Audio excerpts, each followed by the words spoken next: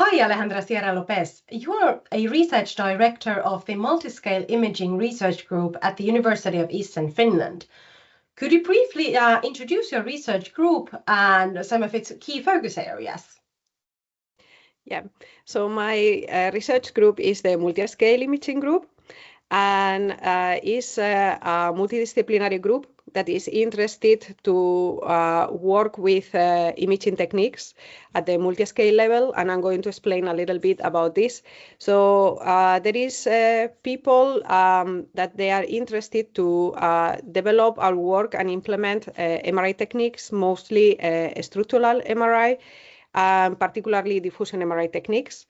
But one of the points that MRI techniques has is like we don't fully understand what is the meaning of these techniques in terms of tissue.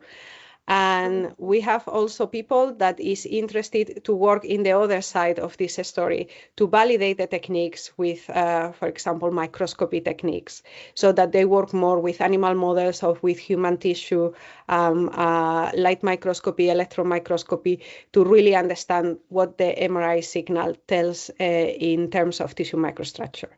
But there is another part of my group that they are the more focused in computer science, because it's not enough to have the MRI and what that is in tissue microstructure or what it means just in tissue. So we need techniques that they can analyze and integrate the information.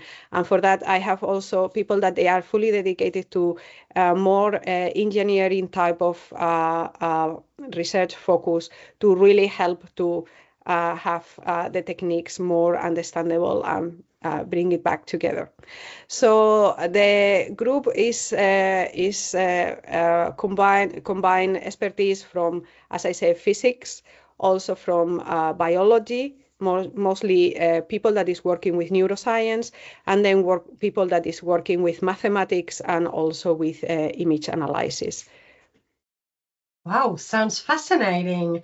And what are some of the research questions or issues or projects that you are working with? So as I mentioned, so one of the key things in the MRI field to really understand non-invasive techniques is really the validation. So the challenge is to have all these multiple modalities combined together. And also one of the challenges is to have people that they have different skills and different backgrounds to work together. So the group is basically people that they are out of their comfort zone, but they are really interested to go beyond their expertise to really work in the projects that we have. We are fully dedicated to brain imaging, and that is something that is very attractive for all of them. And also the different techniques, like, for example, 3D microscopy and electron microscopy particularly, or different modalities, new modalities, like, for example, multidimensional MRI. So they are all these kind of, all of them, they have behind a challenge per se. But I think the combination of all of them is the main challenge that we share together. Wow, sounds fascinating. And you collaborate a lot amongst the group and have lots of different expertise. But do you have other kinds of collaborations within the university or maybe even beyond it? Yeah, we have collaborators in all over the world for different of these multiple modalities. But we work in very close collaboration with different people in Finland and mostly also in the University of Eastern Finland. For example, for computer science and also for microscopy and other different topics. But probably the main collaborators are the ones that they can actually give us the expertise that sometimes we lack, and that is also important, and we work very closely with them. One a very important collaborator is also the Kuopio University Hospital. So as I said, we work with animal data, but also we work with human data, and for that, so we also work very in close collaboration with the clinicians. So that is probably the very good advantage to have all of them very, very close together. Sounds great. And what are some of the achievements of your research group that you are proud of? I think I'm proud of that all my research group can be in the same room and they can speak almost the same language, because coming from so many different backgrounds, so sometimes that is like I said in the challenges is the main challenge. And I'm very proud that the people is very interested. They can actually work together. They can be a very good team. And I think that is probably the thing that also they feel that is really unique in our group. Wow, sounds amazing. And if you look into the future, what kind of impact do you hope that your research group's research will have in the next, let's say, 5 to 10 years?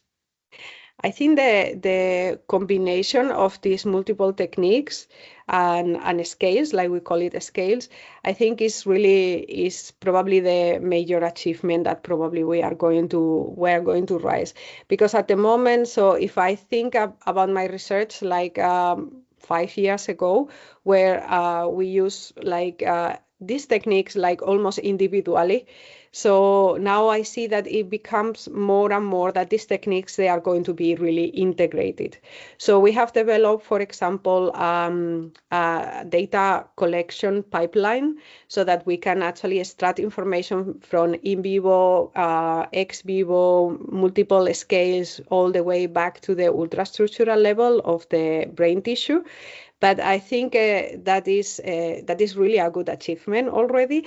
But still, I think do the same with the data, and the data integration is going to be what is come next in the next maybe 5 years. So that probably is very exciting. Wow, sounds exciting indeed.